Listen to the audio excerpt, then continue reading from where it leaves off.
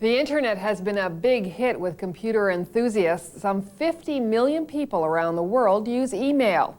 That's the most basic application of the internet, but other applications have not caught on as quickly.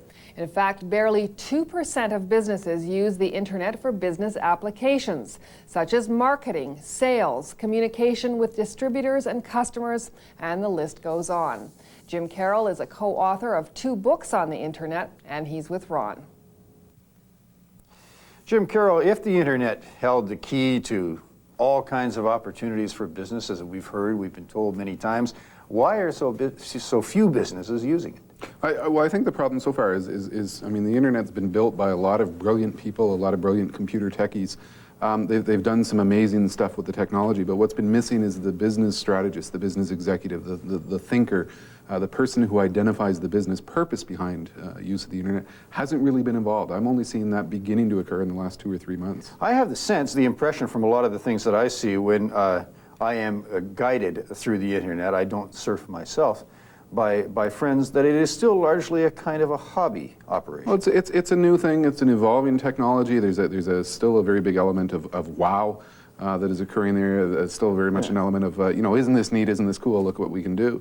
But I think what really is behind it is there's a trend that all the computers in the world are starting to link together through this thing, and somehow that has to present a business opportunity. But why aren't business people, do you think, so far recognizing and exploiting that opportunity? It's probably a number of reasons. I mean, if we really look, the internet really only began to hit the public consciousness a year and a half ago. So it's not that old in the business circle. There's been a lot of business people who haven't really thought strategically about telecommunications technology. They're only beginning to realize, there's an opportunity here to reach our customers. There's an opportunity to do business. It's still somewhat new, but it is entering the corporate boardroom. What about some of the concerns you hear most commonly? I'm sure you hear them as I hear them just in casual conversation. People are concerned about, for example, security.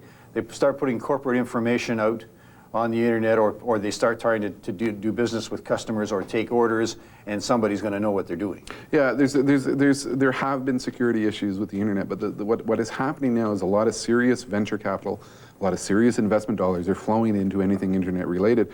Money solves problems. And I was speaking this morning at a conference called Where's the Money on the Internet?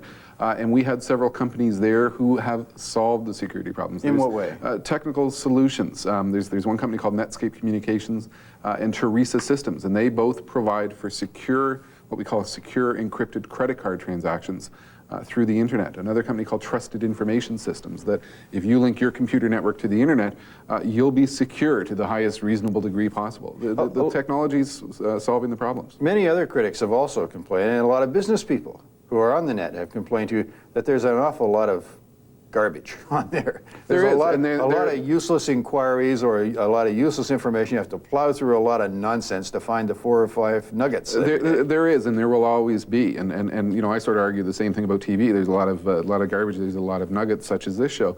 I think that there's several aspects here. Number one, everybody in the world becomes a journalist or a producer and eventually a TV broadcaster through the internet. There'll be a lot of junk, but there'll be a lot of nuggets. We'll see the emergence of sort of the TV guides of the internet. I'm on a couple of newsletters which tell me some of the really good stuff, some of the really great stuff that is emerging out there. It's also a knowledge thing. Are there technical solutions as well? I read about things of some sort of filtering devices or software. Well, I use that. I use a filter at Stanford University, and it tracks what people are saying around the world in some of the public areas of the internet about certain topics. And if anybody ever mentions my book, the Canadian Internet Handbook, I know about it. If anybody ever mentions my name or the name of my co-author, I know about it. Filtering software is a technology solution.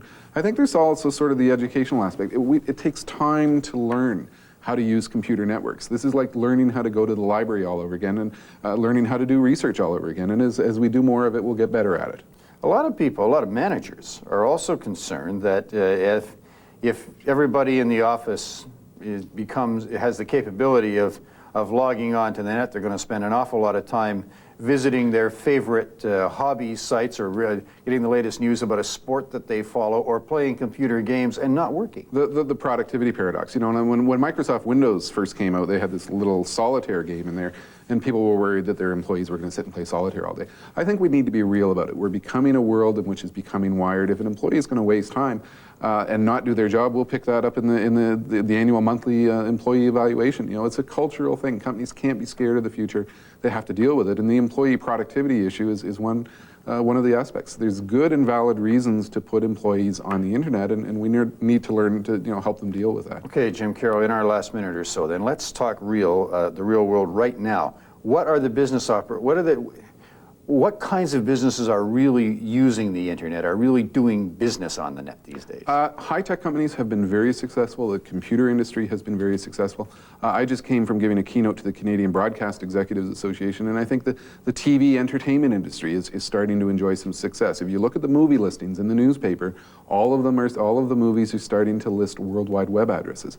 What they are doing is they're building a degree of interactivity between themselves and the customer to promote the movie, to permit them to read more about the movie. It's a new way of trying to reach the customer and deal with the customer. What about the hard business of buying and selling, taking orders, filling orders, using the internet as a way to get access to potential customers for a particular product? Well, Is that really happening? All the technology exists to support online sales of product. I think it's going to take time to evolve. As we write in our new book, The Canadian Internet Advantage, we're still a society of consumers learning how to shop electronically from companies who are still learning how to sell electronically. There's a mind shift that will occur here over time. I think the key thing for business to keep in mind is that kids today, grade 4, grade 10 university, are growing up with the internet. And by the time they have money to spend, by the time they're 18, they will be what I call electronic consumers. They'll be used to the concept of buying online. They'll be used to purchasing stuff online. I do it all the time already. I think I'm already an electronic consumer. It's a matter of how long will it take for other people to catch up. You've already moved a world beyond me. Yes. Jim, thanks a lot. Good to talk to you. Okay, thank you.